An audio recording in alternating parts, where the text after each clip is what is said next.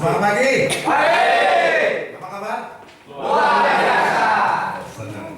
Ini bersemangat karena habis sarapan atau karena memang sudah kebiasaan kalau mendapatkan salam seperti itu. Sudah biasa ya. Sudah menjadi perilaku ya. Baik. Sebelum saya mulai, saya perkenalkan diri saya dulu.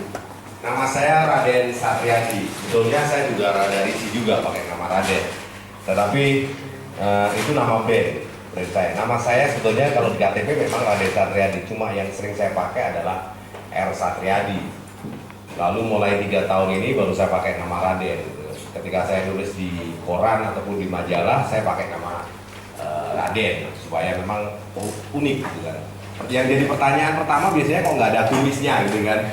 Kalau Raden kan biasanya ada kumis tuh. Nah, Pak Raden itu ada kumis kan. Kebetulan saya nggak ada kumis. Kumis Pak Raden kan tebal. Kalau kumis saya kayak serundeng Pak.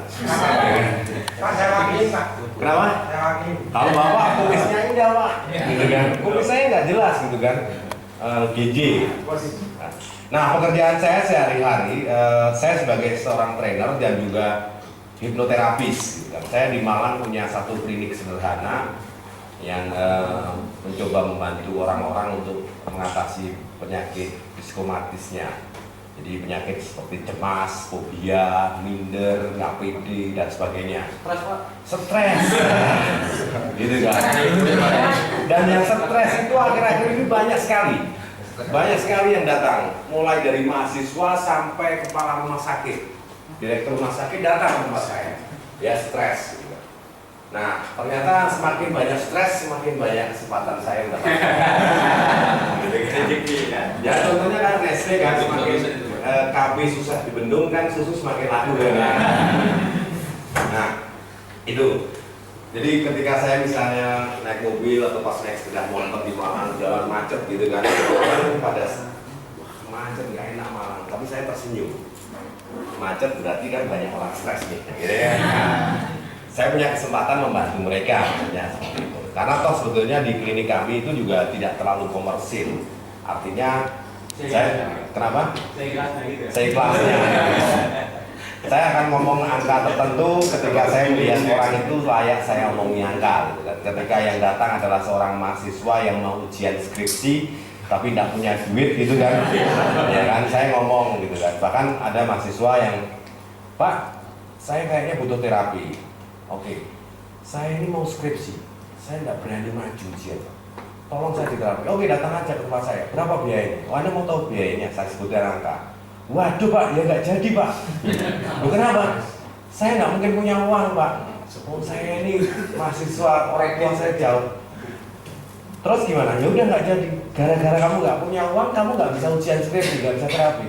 Nah, habis gimana lagi? Oke, kamu punya uang berapa? Gitu kan? Oh gitu ya Pak. Dia datang, kita terapi, selesai. Pak, saya punya uang saya cuma 40.000. Ya udah ya. Oke, pulsamu masih berapa? Masih 1.500 Pak. Oke, 1.500 gini aja, 40.000 kan 20.000-an juga. Tak kasih 20.000, tak 20.000 buat saya. Ini buat saya, ini buat ibu saya. Berarti saya bayarnya 20.000 Pak. Iya. Wah, terima kasih. Bayangin, saya bisa melihat wajah senang seperti itu kan. Kalau saya narik harga yang normal kan dia masih tetap stres. Ya, tetap stres gitu kan. Setelah terapi itu malah stres dia. Bukan ujian tapi bunuh diri. Oke. Baik, saya tema ini sangat menarik ketika ditawarkan oleh Mbak Gita tentang bagaimana hipnoterapi membantu kita untuk meningkatkan motivasi dan membangun komitmen gitu kan. Tapi pada saat pertama saya membayangkan bahwa ini idealnya sekitar 7 jam sampai 8 jam one day training. Tapi ternyata waktu yang ada 4 jam. Saya akan coba membawakan 4 jam. Sebetulnya tidak terlalu susah. Nanti setelah Anda melihat penjelasan saya, Anda baru tahu ternyata hipnoterapi tidak sesusah yang dibayangkan. Tidak seseram yang dibayangkan. Dan tidak seseram yang dibayangkan.